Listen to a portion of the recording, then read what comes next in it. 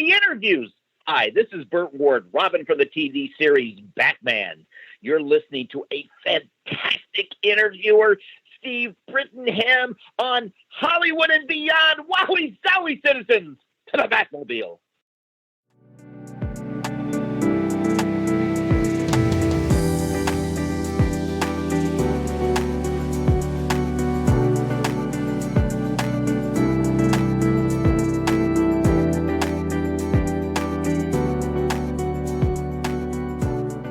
Hi, this is Carrie Mitchum.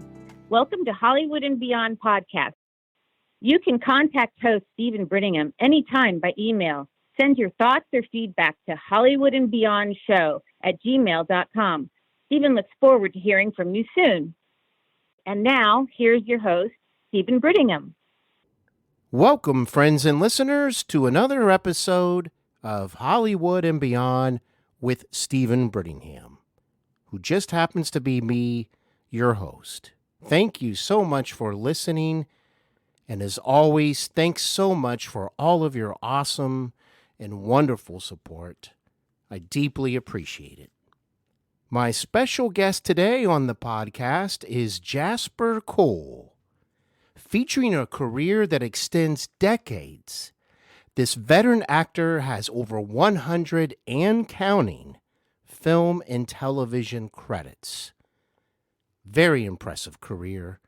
This includes portraying Corey Black over on BET's The Family Business opposite Ernie Hudson, The Purge, Anarchy, Westworld, American Horror Story, The Forgotten with Christian Slater, Everybody Hates Chris, even Friday the 13th Part 8, Jason Takes Manhattan.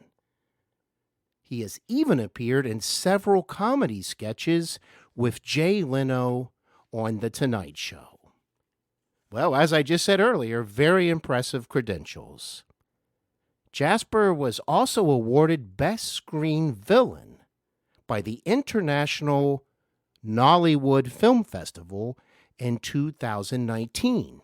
And let me tell you, villainy is a common overlapping theme throughout Jasper's career. I'm looking forward to discussing that with him in greater detail. Commercials, theater credits, the list literally goes on and on. And Jasper also is the host of One-on-One with Jasper Cole. This is a podcast that I appeared on as a guest back in April of 2021. And it was an honor to be on his show. He and his co-host, Ralph Cole, treated me so warmly, and I really, really appreciate it. Had a great time. Now it is my turn to return the favor. Welcome to Hollywood and Beyond, Jasper Cole. Oh, thank you so much. I'm listening to this great intro, and I'm like, well, let's see. I'm going to roll up in my walker and wheelchair because I hear veteran, decades, character actor, you know. Sometimes I go, who is that? Who's he talking about? Well, welcome to the show. Yes, you have been doing this for quite a while, haven't you? Well, it seems like I have. You know, it's funny. I guess we all look, time flies, right, when you're having fun. But, yes. Yeah, I'm very grateful. Listen, it beats the alternative. So I'm very happy to still be in the game and, you know, looking back on, yeah, I tend to preach to the youngins I talk about on the set now, like try to enjoy that journey and enjoy these moments along the way so you can like really be present and, you know, enjoy it. Because I think as actors, we're sometimes just always trying to get to the next job. And that whole phrase about when I make it, you know, that's a real pet peeve of mine because I've learned now that we're all kind of making it as it's happening, and we don't quite realize that sometimes. We're waiting for this, I don't know, that one big job or that one big thing, or they call it the break, you know, leading to the breakdown. No, I'm kidding. But it's just all part of the journey. So I'm thrilled to be with you. And yes, Ralph and I had a great time having you on our show, and I'm so excited for your success. And yeah, just happy to be here. Well, thank you so much. All of that was well said, and that is wonderful perspective. And uh, yes, I just had such a great time on your show, and thank you so much for that opportunity. And I'm excited to be speaking with you again. It's so nice to be speaking with you again. So thank you for visiting me here today. I hope you will enjoy being a guest on Hollywood and Beyond. And how have you been overall since we last talked? Well, thank you. It's been good. It's been good. Yeah, we talked right in the middle of the, we're still in a pandemic. There's been different phases of it, but I would say Yes. at that time we were right in the middle of the Delta surge. And, but, it's been okay. I mean, I think my industry has learned how to pivot and go back to work and try to keep everyone safe. And, so that's been a blessing, and I've been able to work during the pandemic and just trying to take it day by day. But yeah, so far, knock on wood, got my vaccines and the booster, and I'm one of those people. I'll take a shot every month if I have to. I'm fine with that. So whatever science says. But yeah, it's been good. I'm just taking it day by day. And how about you? Everything good on your end? Everything's good over here. Of course, I'm vaccinated as well, and I still remain very cautious, and I'm always washing my hands and making sure, I wear my masks when I'm at the grocery store or somewhere around a lot of people. And but you're right, Jasper. We've seen things go in different directions since we've last talked. It seems like every few months there's maybe a few curves along the way. Right. I was a guest back in April of 2021, and most definitely a lot has happened even since then. But one thing that has happened, Jasper, you kind of touched on it, is the industry overall has been having a bit of a recovery period. We're seeing more production reoccurring and new projects. Still challenges, still setbacks, no doubt about it. But at least we have things going again. And you are the perfect person to ask. What is your thoughts on the healing process right now with Hollywood in regards to COVID at the start of this new year in 2022? Well, yes, I went back. Let's see, I did my first job in 2020. So, in the summer of 2020, and at that time, we didn't have vaccines or anything, but they had put the protocols. SAG and the unions had set the protocols of testing and wearing the mask. And so that was a little, looking back, that was a little scary. Not scary, but that was a little uneasy because up to that point, we'd all been in the house, and then we started, I did the third season of The Family Business in the beginning of 2021, maybe February, March, April.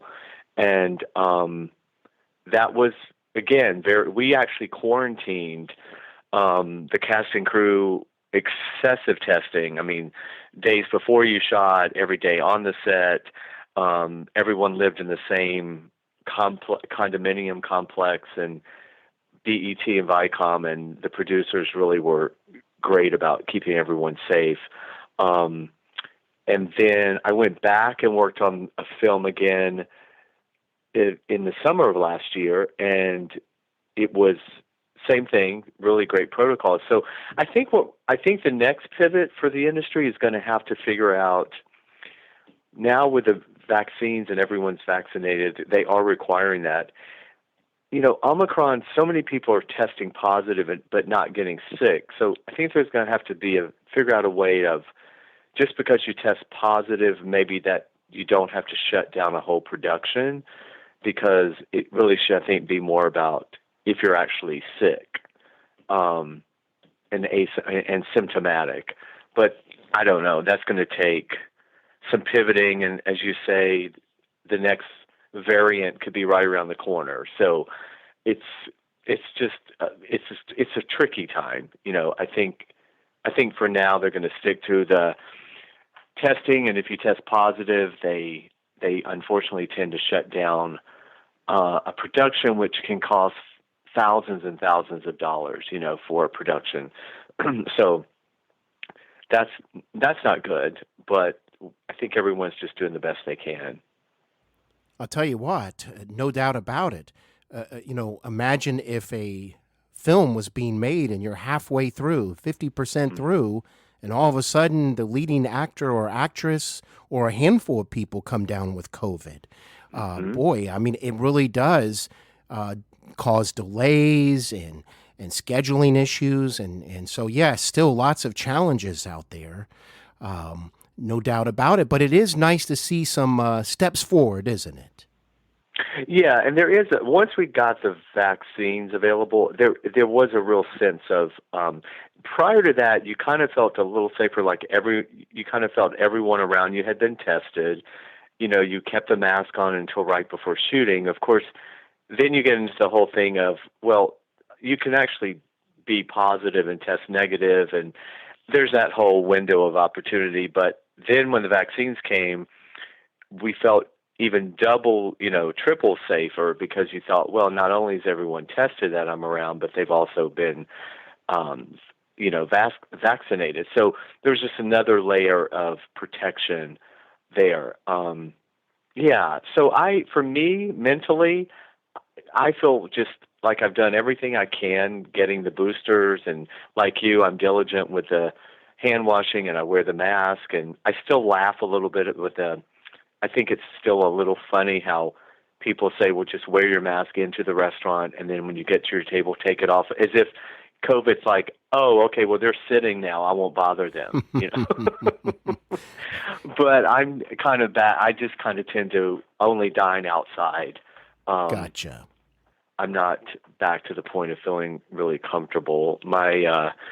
My birthday is coming up, and we're supposed to go see an evening with Carol Burnett, who is like my all-time favorite comedy legend. And it's one of these, sit on stage and she's going to tell stories. And it's inside a large theater. So far, they've not canceled it, which is surprising, but good. So that's Friday night. So that'll be an interesting thing. It'll be the first time I've sat in a theater, Well, I hope that all works out and goes smoothly as intended. And happy birthday in advance to you. Oh, thank you. Yeah, I'm a February 1st. I'm an Aquarian. This is my 58th birthday. So, I'm happy to, this is Steven, I think we talked about this before, but the plus thing of being a male actor, a character actor, is as I get older, I tend to get more work and better roles, and the craggier looking I get. There is a double standard in our business with leading ladies and actresses compared to guys. So I'm just grateful that I really don't have to worry about what I look like. I always think, God, I think always try to look. Fans come up to me, and I get a lot of times like, wow, you're so much better looking in person. That's one of those backdoor compliments. Or you're not quite as scary in person as I thought you would be. I'm like, okay, thank you, I guess. Yes. So yeah, I'm grateful to just keep working. That's one thing about our business. This business, you can pretty much keep on trucking, till you drop, on stage or on a set. But I've had some great mentors over the years, actors and actresses, and I've watched them just flourish, up until the very end. So I'm always amazed by that and encouraged. So hopefully that's what will happen with me as well. Now, as far as auditioning goes, Jasper, obviously during the pandemic, things were switched to Zoom and video, and it was just a different way of auditioning for the most part. Do you see that continuing on, even if things do continue to improve in the ways that we hope?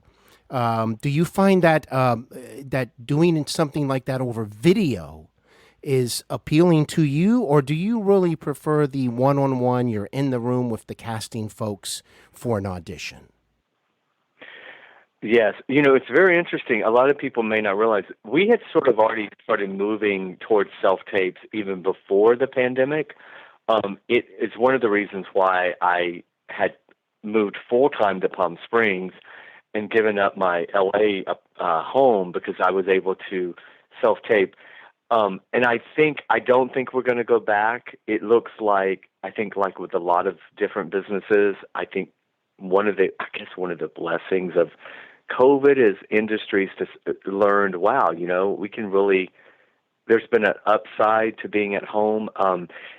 So I don't think it's going to return. They see now that they can save on renting space for auditions and having actors drive in, and also producers, especially in television, they have to take time out of their shooting day to go hold a session at a room on the lot. And so now they can just all watch these tapes on their laptop or on their phone when they're working. And most of the casting people I've talked to, especially producers, don't want to return. I love the self-taping. I actually don't mind being in the room. The thing that you don't get when you're not in the room is you don't get that adjustment from the casting director or the producer that you may do a take and they have, Jasper, can you do it again? So I try to always send in 2 or 3 different takes of a scene just to give them a little.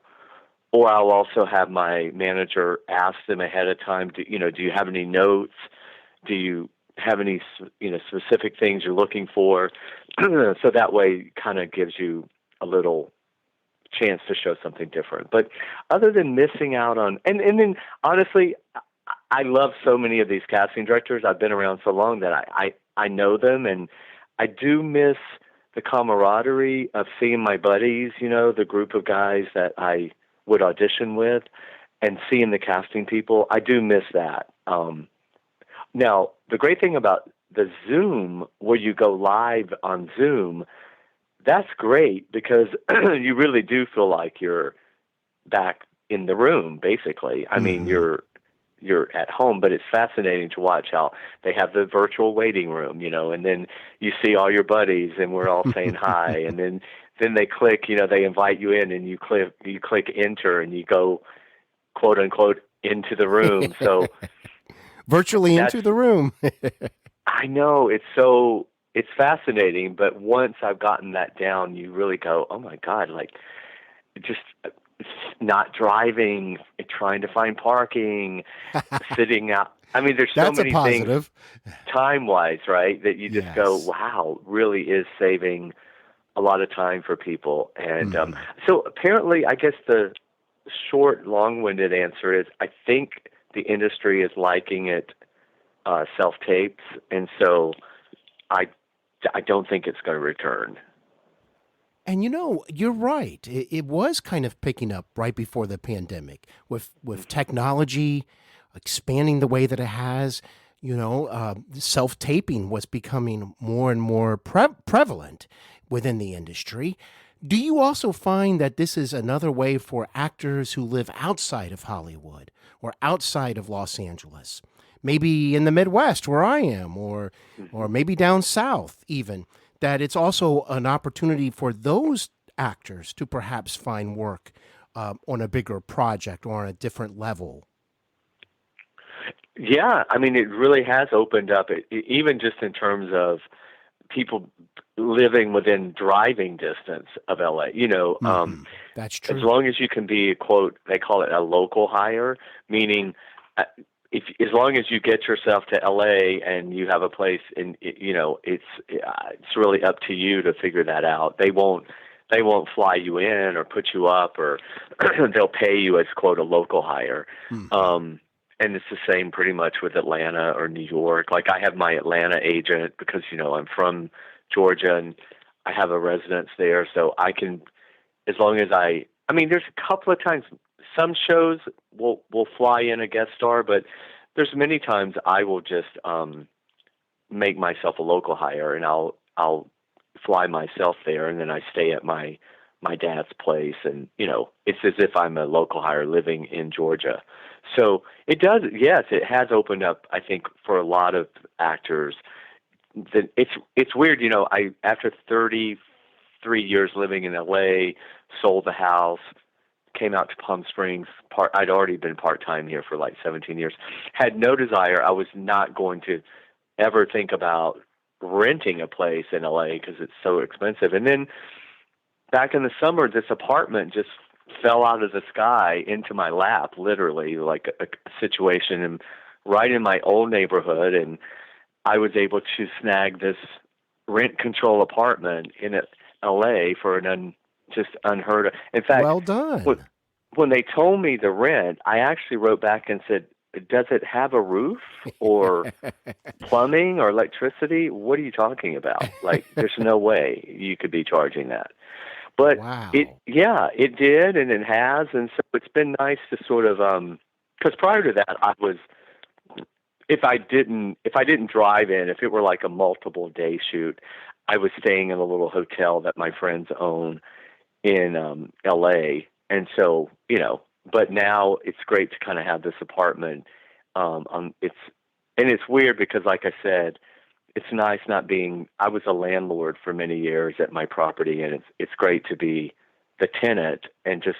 I call it a lock it and leave it apartment, so I can just go in and lock the door, and if anything happens, I just call the landlord. Well done there. Hey, that's great.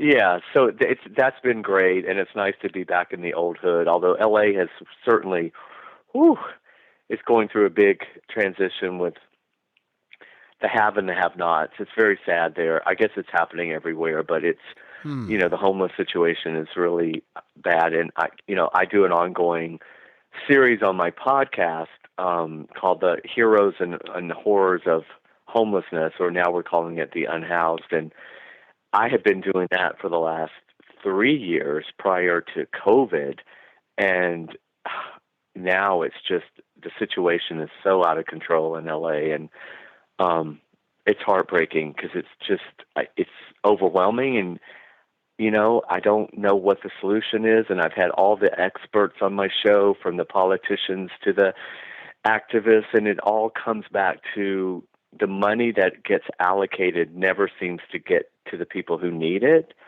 And it's become a huge business. One of my main guests, they call him the mayor of Skid Row, Jeff Page. He calls it poverty pimps. And it's the bureaucrats, it's the big business has been created around homelessness. So you have, so they create a foundation, but then they have to appoint a CEO who makes six figures. And then, so whatever money the state allocates, by the time all the salaries are paid, there's very little that makes it down to the grassroots, feet on the ground, people who need it. And it's just overwhelming because during COVID, I had not been to LA as much. And each time I would go in, I guess I would notice it more and more, just how out of control it was. And it's really sad. But I have hope, I think LA will rebound and we'll find our way. But it is nice to dip into the city and get back out to the desert. Well, I'll tell you what, it is most definitely a very sad situation, a very serious issue, and one of great importance. So my hat off to you for all that you do to get the word out about it with information. And I certainly support such efforts. And I just think that it is something we all need to come together and just keep working on this, very heartbreaking situation. Yeah, it's really, I played so many homeless characters in my career, and I would always research, and then, the face of homelessness keeps changing. It's no longer, addiction and mental illness. It's single mothers with kids, and it's families that now have been put out of their homes, and with COVID, and you see it, and you see these families, and then there's also this whole new thing of, on a positive spin, you have these Gen X kids that have moved to LA, and rather than pay these crazy rents, they've sort of taken it upon themselves. They buy these, either they do the van living, or they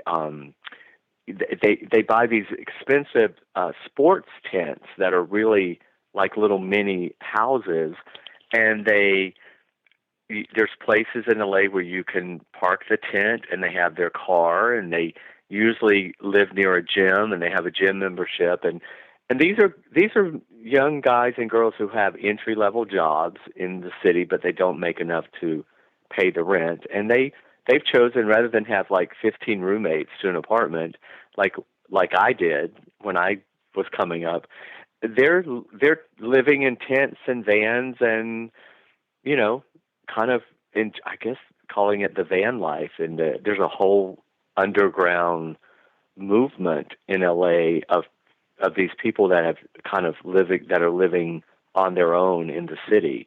So I guess when you're in the things we do in our 20s, right? Yes, that's true. Yeah. Well, thank you once again for sharing all that you did, and I really appreciate that.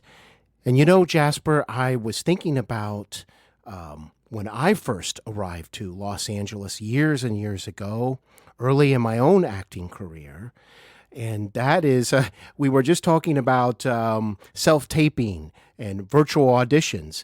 You definitely remember this, no doubt. Remember the days of stapling your resume on the back of your 8x10 black and white headshot and then mailing it to the casting director. Actually, and how about the messenger services that would drop off stuff? That's right. That's right. Yes. Wow. Just think how far we've come with all of that. My God, it's amazing. I mean, it is amazing. But I always have to remind myself, okay, Jasper, so for the 20-year-old who's just arriving in LA, this is all they know, right? So this is this is their normal. Mm-hmm.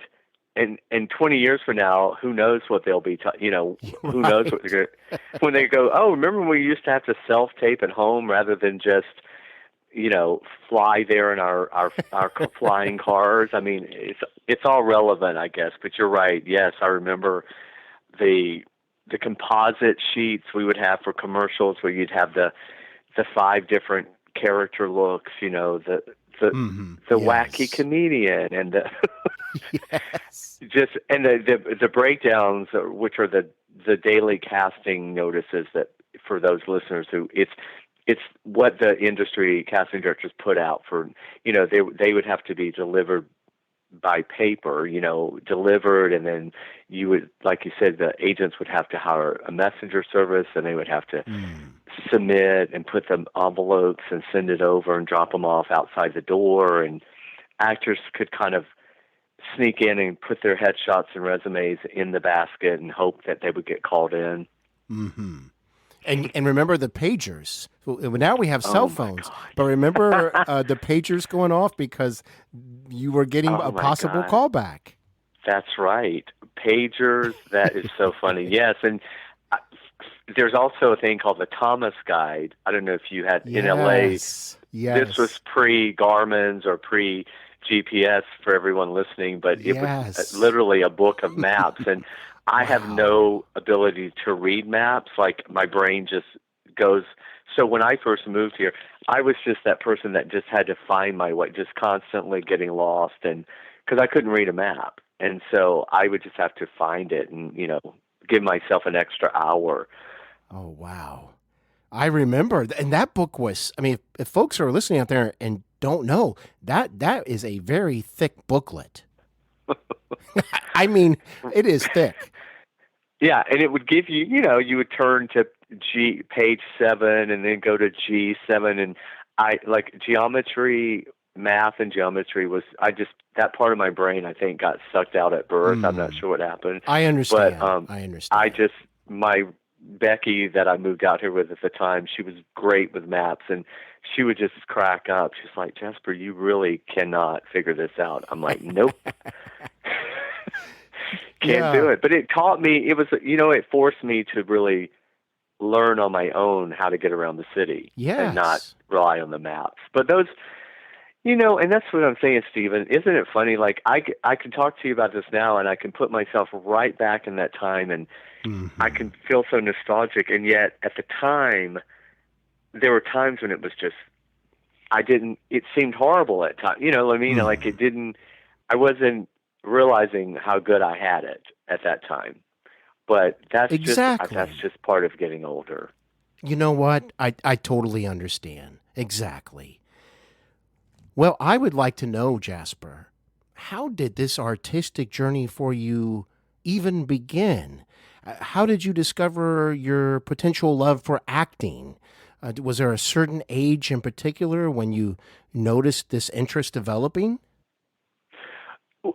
It's in stages. Okay, I always say I was a closeted thespian, meaning I did not pursue any outward. Like in school, I didn't do theater. I was secretly enthralled with it, and but I'm the youngest of four boys, and I don't know. I don't say this is that there was anything wrong with being in theater, but I followed my brothers into sports, and whatever they did, I did, and I just wasn't. It wasn't something that anybody around me really was part of. So, but as a kid, I remember seeing The Wizard of Oz on TV and being enthralled with that. Just the make believe world and the glitz and the glamour. And I think I was bitten then with the bug. And then as I grew up, I was just a huge pop culture. I was just obsessed with television and I grew up in the 70s, so all the TV, the Norman Lear comedies and the Carol Burnett and the Gunsmoke and and I would watch early celebrity shows that, like when Entertainment Tonight started, and I don't know, I was just always very enthralled with show business and wanting to be a part of it. And then but in high school, I remember they were doing a production, ironically, of The Wizard of Oz. And I snuck into the auditorium. Now, I can't sing or dance, but I was that like makes squirming. Two of us. Yeah, right? And so, but here it was a musical, and I'm like squirming in my seat, wanting to be a part of that, whatever that was. But it really wasn't until right when I was graduating from high school, a film came to town called Tennessee Stallion, and it was Audrey and Judy Landers. If your listeners can Google the Lander sisters, and Vincent Van Patten Jr. It's one of the Van Pattens. It was a low-budget indie film, and they were shooting it in Athens, Georgia. And I got it. I went out to be an extra at a local bar scene, and I got upgraded to a speaking part, which I didn't understand that was a big deal at the time. I was 17, 18. And so that was really my first time ever being on a set, and then getting to go to the rap party. And I think at that time, Audrey Landers may have been on Dallas, and her sister was on BJ and the Bear. And I mean, for me, this was just like, it could have been Meryl Streep, and Olivia Colman. I mean, yeah, Audrey Landers has been a 2-time guest on my show.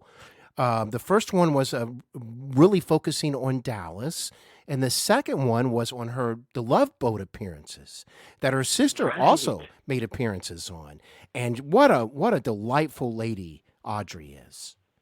Oh, yeah. And, their mother, I think her name is Ruth, but her mother was always their manager. And they're an example. They're actually an example of like two sisters who didn't go awry. You know what I mean? Like you'll never find any scandal on them. They weren't the Lindsay Lohan. You know what I'm saying? They Absolutely. were very focused girls. Ladies, weren't they?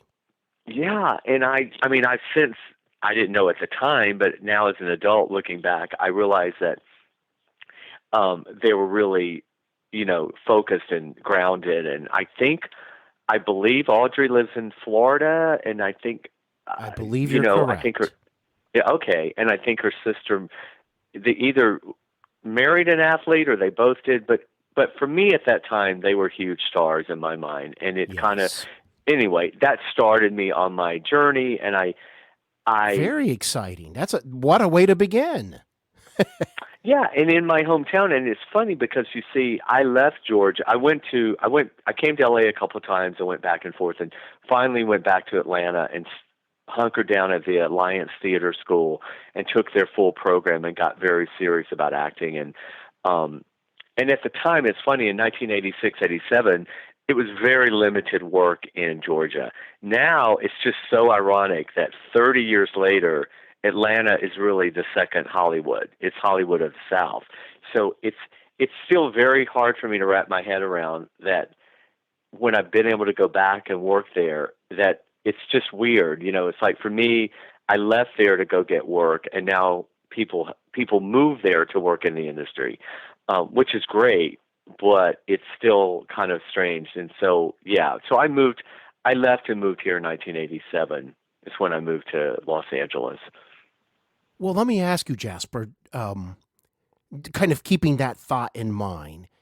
If a young person was to ask you, Jasper, I want to pursue acting, and let's say they're at a really good age to start this pursuing of a dream or a passion about their craft, and they asked you, Jasper, should I go out to Los Angeles, out to Hollywood, or should I maybe try Atlanta? How would you answer that person? Well, unless you just, like I did, unless you just have this, you just know in your gut you need to be in Hollywood. If that means, if you really feel like you have to come here, come. But I would say now, thankfully, because of self-taping and making your own stuff, you can pretty much do this industry wherever you are. But I would always say to young actors, get as much experience where you are, meaning theater, short films, student films, shoot your own projects. That's the key, I think, to young actors now, that they have the ability to post stuff on YouTube, on all the social media sites. They can create their own brand. They can sort of build a PR campaign about themselves before they ever really get to a big city. So I don't know if this is the parental side of me now, but I would say let the industry have something to sell before you get here, because actors are always told, I got to get an agent, I got to get a manager. And I'm always like, well, you don't have anything to manage yet or to sell yet. So get as much experience as you can under your belt wherever you are. And yes, I mean, if you could try a smaller market first, that would be, I think, ideal. And LA is it's just like New York. But no one could tell me at 23 not to come. So I never want to be that person saying don't come. But I think for me, for instance, I came here with a play that I had co-written and was co-starring in, that at least I kind of felt like we had something coming into town. Now, I mean, we didn't have a lot of money and we had to deal with cost of living. But when you're in your 20s, who cares? That's true. But I think the key is just tell all actors now, just act wherever you are. Because there's a big difference between wanting to be an actor and wanting to be famous. And it's two different things. And you can become famous quickly and easy now on social media, but it doesn't transfer. You'd be hard pressed to really find a TikTok star, a social media star, someone that's really crossed over into TV acting or film. It rarely doesn't happen. So, you have to decide: do you want to be an actor or do you want to be famous? Fame can come as the result of acting, but if you go into it wanting to just be famous, then that's not being an actor. Right there with you on that, most definitely. Very much so.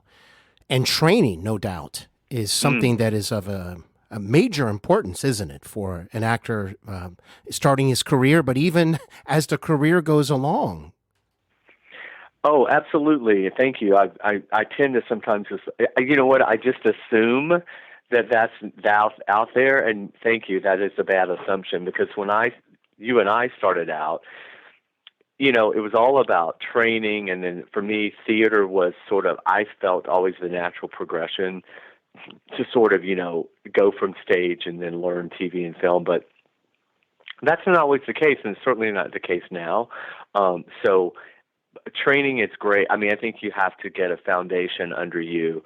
And for me, training is kind of like, it's like going to the gym and working out when you're not working those muscles. I mean, if you're not lucky enough to be working consistently, you know, the best training is on the job training.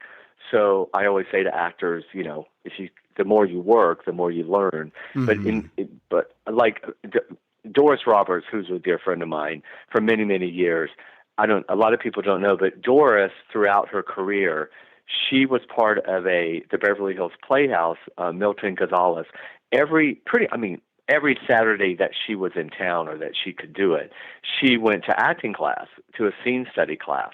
And she did that throughout the whole time she was on Remington Steele, the whole time she was on Everyone Loves Raymond. It was her way of staying connected and getting to also work on roles in class that she knows she would never play in her career, you know, in her TV career. And it gives you a sense of camaraderie with other actors. And I learned a lot from Doris. And I learned from Doris also that there are no small parts. And I watched her navigate in between jobs, and she kept herself always out there. She would do play readings, and she would do one-liners on sitcoms, even though she had been a series regular on Remington Steele. And she just said to me, you know, Jasper, you have to keep the industry reminding them of that you're still here. And for instance, I mean, when she was up for Everybody Loves Raymond, she was directing a play at the time, and she had a callback to go to the network. And it was dress rehearsal, and she didn't want to leave dress rehearsal. And my friend Bruce and I, who were dear friends, she finally decided, I'll go to this damn audition. And she asked us to come sit in on her dress rehearsal. And because I remember her saying, oh, gosh, it's another damn stand-up comedian who's not an actor, and I'm not going to go on another one of these jobs where, you know, the whole thing was just, she was over it. And she almost didn't go. And I mean, look, that changed her entire, you know, second half of her career by getting Everybody Loves Raymond. And so that's just an example of say yes to all opportunities and show up. And because we never know what that one audition is going to lead to, or that one meeting. That's why I tell actors, nail every self-tape you can, because you're really not, the odds are against you're going to book the job. You're really there to impress the casting people and the producers for potential other jobs coming. Booking it is like a surprise and a wonderful, you know, winning the lottery for the moment, but I don't ever expect to book. That's always a nice cherry on the cake, but I just expect to try to do my best and probably not book it.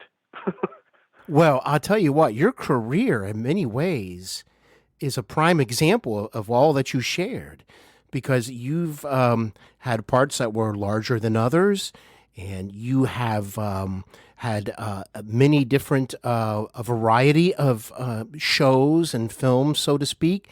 And if you look at your career, it's not just the years, it's the mileage is very impressive, but it's the fact that you've kept going. And when I looked at your credits and learned more about you before speaking today, that's what inspired me. I was just inspired by researching you. Is that I like that keep on going mentality and approach that you seem to exemplify throughout your career. Thank you. Yeah, you know, I really and truly, I just consider myself that journeyman actor. there is no part too small for me. I mean, I'm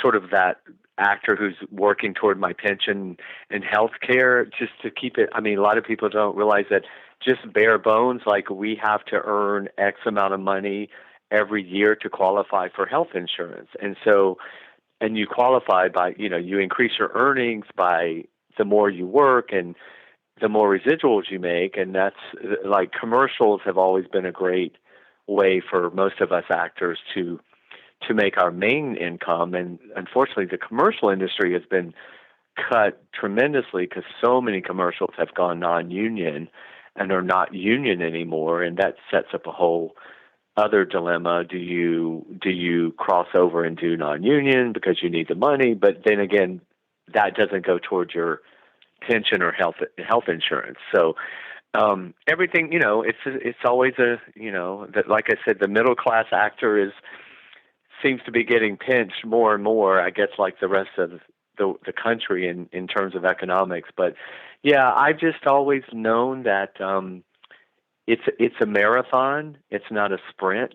My career has been, and that I said the other day, the moment that I don't enjoy doing it, I will quit, because I don't ever want to be that bitter, jaded person on a set. I just between action and cut is a magical time for me. I can't explain it. As an actor, it's the same when you step out on stage. It's hard to explain. I'm not very good about even talking about method or training or what we do, but I just still get very excited when I'm in the scene working.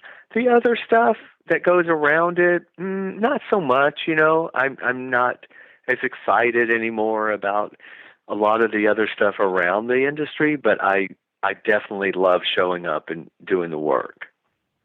And you do it extremely well. I like that description, journeyman actor. It's nice to have goals, definitely, but it's also beneficial to go with the flow, isn't it? To just kind of see what's around the corner and be open to new opportunities and possibilities and adventures. Right. I mean, I'm very aware of like where I have no illusions about my career. Like I don't see myself, becoming ideally the perfect job for me would be like third, fourth, fifth, sixth, to be part of an ensemble where I'm just a part, I don't have to, I'm never going to star in a series. Like being able to be on like The Family Business is the perfect example where I'm one of many other, I don't mean I'm great, but great. I'm part of other great actors I get to work with, and just playing these reoccurring parts. And, it's surprising, like on The Family Business, I can't believe I made it through without being killed in season 3. Because generally the characters I play rarely ever survive anything. So I was just laughing about, I can now say that we've been picked up for season 4, and we're going back into production. Well, actually, they are in production right now. I start back next month. So I was so excited just to get when I got the email that the show got picked up and that my character was actually back, I was just excited because I'm so grateful for work. And so the feeling that I had in that moment, I try to remember that. And I go, okay, you're still doing the right thing, Jasper. I didn't read the email and go, oh God, dread or something. Well, congratulations, Jasper. That's fantastic news. Thank you. Yeah, I love working with Ernie Hudson, and now that's an example. That's a show I did not have to audition for. I got offered it because I know the producers and that's very rare for me. I rarely get straight offers, but occasionally it does happen. And that's just one of those where I didn't have to audition, but that's another thing. For a lot of people my age and older who were around for a while, the industry changes, and if you don't want to change with it, if you don't want to humble yourself in audition, you're not going to work. I mean, TV has changed. There was a time when casting directors could literally just offer actors roles, and you can't do. They have no power anymore. I have to go to the network for 1 and 2 lines. Like, I have to be approved for a 1-line part now. So it's casting people, unfortunately, are kind of just like herding lists together and putting tapes together and sending it over. I'm sure they give their opinion, but I don't know even how much it's listened to now. So the key is to keep working with the same producers on shows, because they're the ones that make the decision to call you in or not. Well, backtracking a little bit here, Jasper, when I was thinking about Audrey Landers, she has the most unique and appealing voice, doesn't she? Yes. She's a very good singer, too. Yes. Very beautiful voice. And I tell you, having her as a guest was a big-time honor and treat. And just hearing that voice, it sounded just like it did decades ago on Dallas as Afton Cooper. It was a very surreal experience for me because I'm a huge Dallas fan, Jasper. Well, yeah, and I think we talked about Charlene Tilton as a dear friend, and so we. Oh, very nice. Yeah, and so I love hearing. I mean, she's got so many great. Charlene would be great for your show, by the way. I would love to have her on. Oh, let's make that happen. Okay, that would be amazing, and yeah, and she would love you. Oh, I would. But yeah, how could anyone forget her role on Dallas as Lucy Ewing, and definitely a memorable performance, no doubt about it. Yeah, and she was so young when she did that. We always laugh. She's like people think I'm so damn old because I was so young when I did that show. and Jasper, you no doubt are aware of this with your connection to her. Some folks may not be aware, but when Dallas really was getting popular, and it took a little while to get going, but once it did, she was getting an enormous amount of fan mail at CBS. Yeah. Incredible amounts. Oh, huge. Yeah, she really, well, of course, being, 18 and gorgeous didn't hurt, but she really was like the breakout star in terms of, especially with pop culture, you know what I mean, and the young generation. Yeah. And she really has just made so much. I mean, she really loves and honors that show and the fans, and so many of these TV stars in the past want to like run away from their notoriety, or they don't want to have anything to do. It's just very strange to me, but she embraces it as I would. I mean, yes, she knows that show is what put her on the map, so she's very grateful. And you know what? When you think about her character, wasn't that a really challenging role? Because think about it. You're dealing with a character who was not raised by her biological parents. So the character already has that inner hurt, so to speak, deep down. She was kind of a rebel and a sassy girl and just kind of discovering her way. I mean, and then you have an uncle who happens to be named J.R. Ewing, the most powerful independent oil man in Texas. It doesn't get much more exciting than that. No, of course not. And, Charlene grew up in Hollywood with a single mother, and now, also I know her daughter Cherish Lee very well, and it's just she's a fascinating career. And she's lived in Nashville. She's moved to Nashville, so Cherish Lee is quite the country music star. Johnny Lee, the singer, is her father, so she's immersed in the whole country music world, and Charlene is grandmama to two young grandsons, and she's there and loving Nashville. And I'm glad to hear that. Yeah, and there's a huge Dallas fan base in Nashville. So wow, not surprised to hear that. And by all means, please give her my personal best and let her know I'd love to have her come visit me on Hollywood and Beyond. Perfect. Well, Jasper, if you don't mind me backtracking just a little bit more, when you mentioned The Wizard of Oz having an impact on you, remember when it was on once a year on network television and it was like a big event? Yes. It was almost like you'd never seen it before because you got really excited. No, it was. And it's funny. It's just such a, I mean, think about that. Yeah, man. I mean, I realize now just how that must be how kids today, when they see the Marvel movies, or any of these, are Enchanted or something like that. But I don't know if people really dissect that movie. Of course, Wicked was sort of a different version of that. But if you really look at it as an adult, there's so many metaphors in there, of her not living in the moment, not realizing what you have, not being appreciative, not being grateful, thinking there's always something better on the other side. I'm trying to think. A few years ago, I rewatched that as an adult, and I was like, wow, it really does have some powerful messages here. It does. I recently got a copy on Blu-ray, and it just looks absolutely gorgeous. On the right television, and it was just amazing. Just how beautiful it looked. I could imagine what it would look like on a 4K disc. And you know what? The thing about the red shoes, Jasper, all that you said was beautiful. I totally agree with that. But for me, the whole part up near the end where the good witch tells her that, you always could have gone back. And I've always taken that as, if a person has lost their way on whatever journey they're going through in life, and they feel they can never get back to that place they want to be, that maybe you really can. That you just need to realize in yourself that you can, in fact, do it. You've always had the power in you.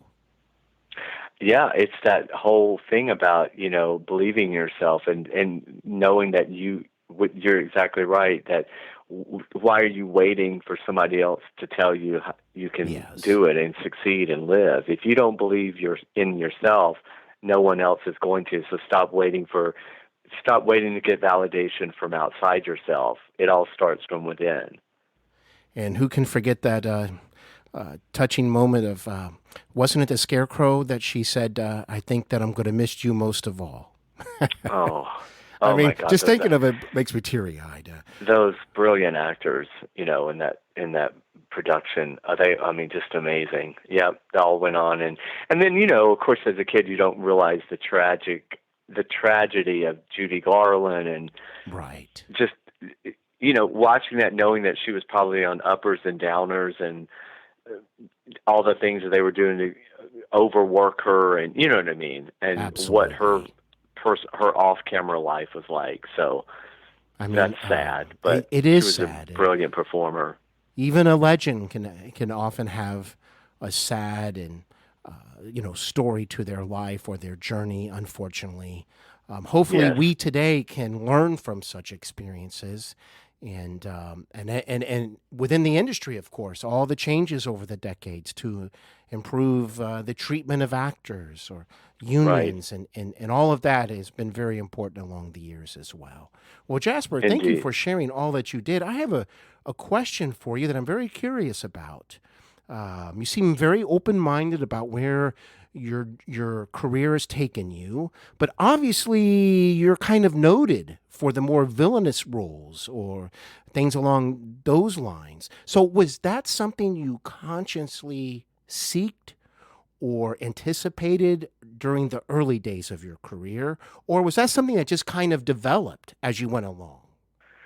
Oh yeah, no, I came to LA thinking I was going to be a sitcom star and a comedian and comedy, and the play I co-wrote. Oh yeah, no. So you have a love for comedy, it sounds like. Oh, absolutely. I comedy was it. That's what I thought I'd be doing. I thought I was going to be a sitcom star. And then it's like, tell God your plans, right? And then I really, for the first 15 years of my career, I was sort of in between. I fell between the cracks of I wasn't a leading guy looking enough, and I wasn't charactery enough.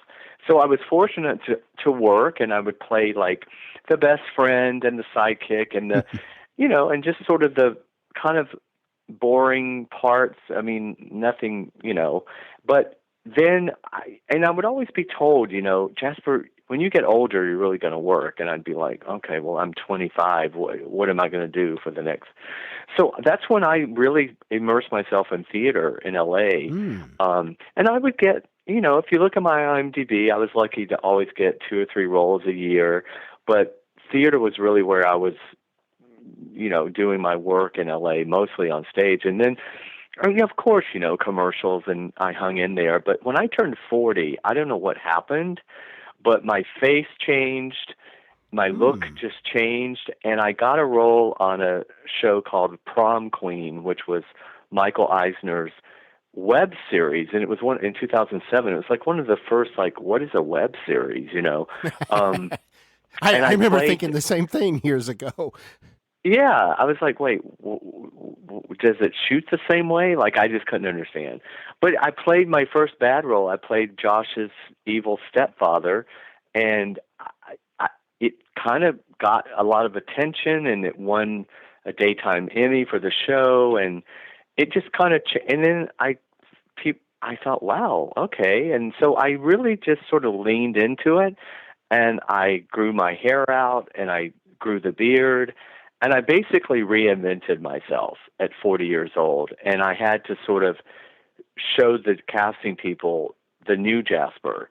It got me into this great, on this list. It took me 20 years to get on a list, and typecasting is a wonderful thing in TV. You want to get typecast to keep working. And so I've been blessed to get on this list of drug dealers, homeless guys, bad guys, it's just been a blessing in my life. And so in my career, and I've just recently, I'm back to doing some comedy. I've got a new series coming out called Kombucha Cure, where I play again, he's a character, but he's funny. He's not he's not killing anybody. So, even in comedies, I still play the creepy bad guy. I see. but he's quirky. I can play quirky. So there you go.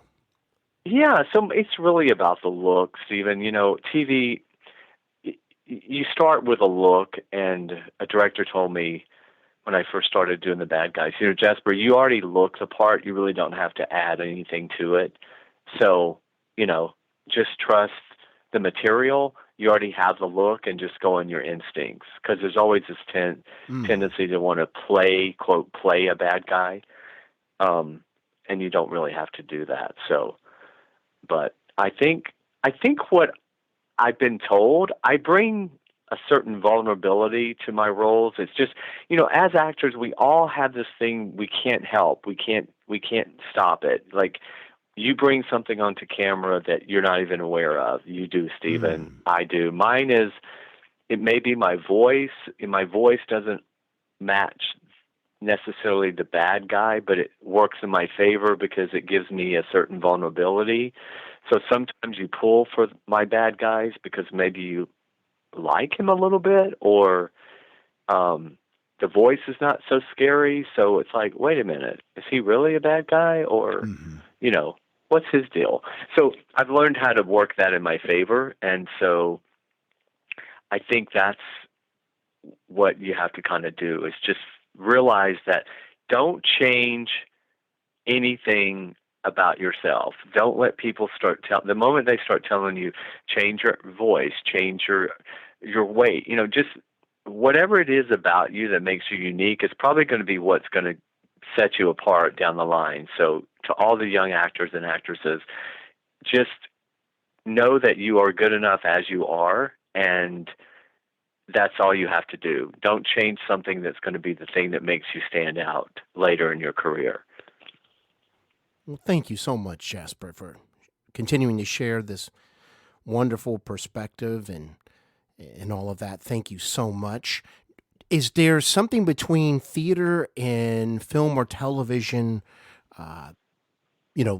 between the two? Is there a preference for you between the two? I mean, do you actually, because it sounds like you really enjoyed your theater experience, or is it like, you enjoy all of it equally the same? And also, what do you find the most different between the two for you as an actor? Well, I do. I love them all. My heart is in the theater because that's where I started. And as an actor, there's nothing quite like sustaining a performance for 2 hours, from beginning to end. TV and film is also wonderful, but it's done in increments, and you shoot out a sequence, and you're never really, you don't have the sense of fluidity of a continuance when you're shooting it. I love a sitcom, a 4-camera, because that's the best of both. That's theater combined with television, because you have not now, but used to have a live audience. With COVID, I don't think anyone does. But I do crave like being on a sound stage, which is kind of like a theater stage.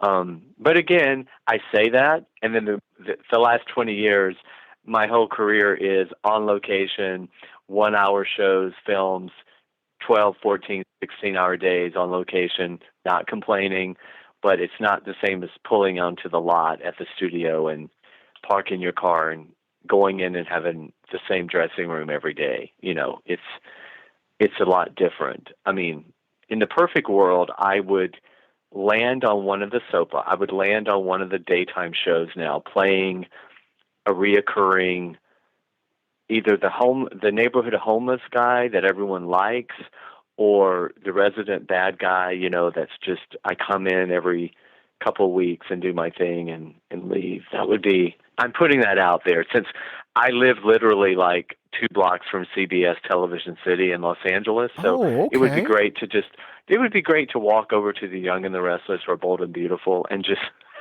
Yes, you're not far from Genoa City, are you? No, right. I'm at that point in my career. Jasper just wants to, show up, have some fun, throw out some lines, be reoccurring, and go back home and do all my producing and the other stuff I'm doing. So, well, hey, I would be all for seeing you on one of those productions. Well, thank you. Well, Jasper, I have to say thank you so much for joining me today. I can already envision a part 2 with you, because we could dive into some of your projects more deeply, certain shows and films that you've appeared on or worked in. And I would love to extend that offer to you in advance. Oh, thank you so much, Steven. You can tell I love to talk as well. I just wanted to say, people can go to jaspercole.com, and it's got all my information. It's got the podcast. Keep up with all the stuff happening. Family Business Season 3 is streaming now. Season 4 is filming. I'm about to also start a series called Smothered, Season 2 on Amazon Prime. And lots of good stuff happening. And I'm a big fan of your show. So keep up the great work. I'm on social media as Jasper Cole Says, SAYS. So everyone hit me up there, and I cannot wait to come back and talk some more. Thank you, Jasper. Hollywood and Beyond podcast is produced, edited, and hosted by Steven Brittingham. Thank you for listening.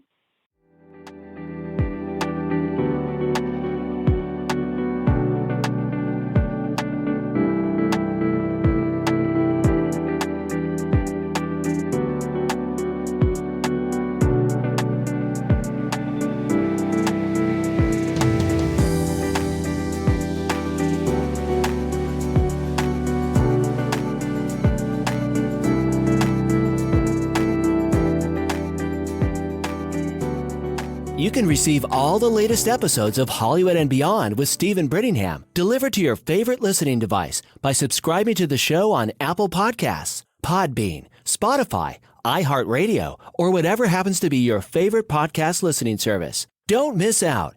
Tune in.